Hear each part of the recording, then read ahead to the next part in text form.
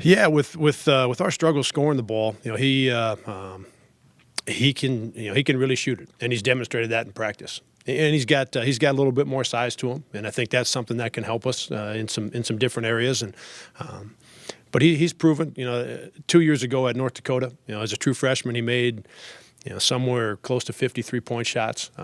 So he's been out there and done it, and we're looking for different ways, whether it's different combinations or different guys, to just give us a little bit of pop at that offensive end. We've got to. And again, yesterday, I have no complaints with how we played offensively yesterday. Created a lot of good opportunities, and had we been able to cash in on a few more of them, in particular in the first half, I think we would have had a nice lead at halftime, and that game may have been very different. But yeah, there's Adam's going to continue to get a look because he can really shoot the basketball.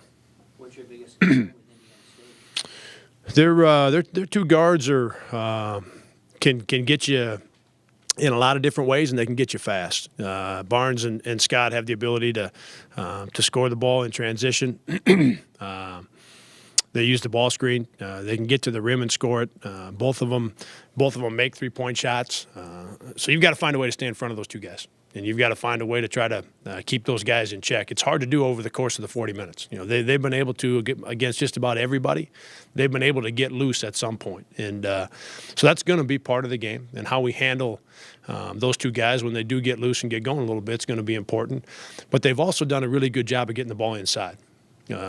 And their rotation at the center position has served them well. So you've got to defend the low block. You've got to defend those two guys. And the part of their team that's gotten better since they've started conference play, and maybe even just before that, is the guys in between Barnes and Scott in that center position. Those guys are younger or newer to their team for the most part. And they've gotten a lot more comfortable here in the last 4 or 5 games, and have seemed to settle in and gain an understanding of what they've got to do to help their team. And they just seem much more on the same page. But a lot of things get done with the two guards, and then on the low block with the rotation at that center position. Put a finger on what it's been these last 4 games, or has it just been something different every single game now? Two things. We've had a hard time getting points. And when you're so against Southern Illinois, they've got 22 at halftime, but we've only got 25 on our home floor. And you'd like to be able to, on your home floor, you'd like to be able to get to somewhere in the mid-30s. And if they've got 22, then you're in a decent spot with 20 minutes to go on your home court.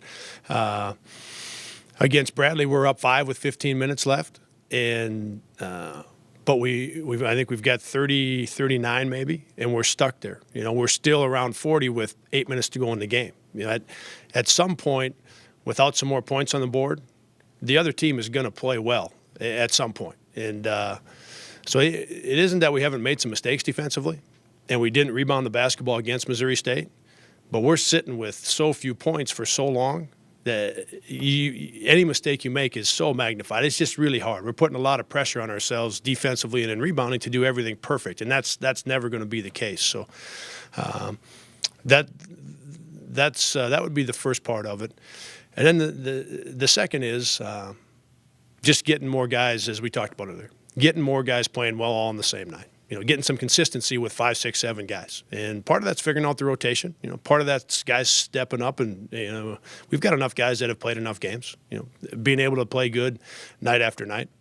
So those two things really stand out to me at this point. Is that the biggest difference? That's the longest you've waited to ask a question in my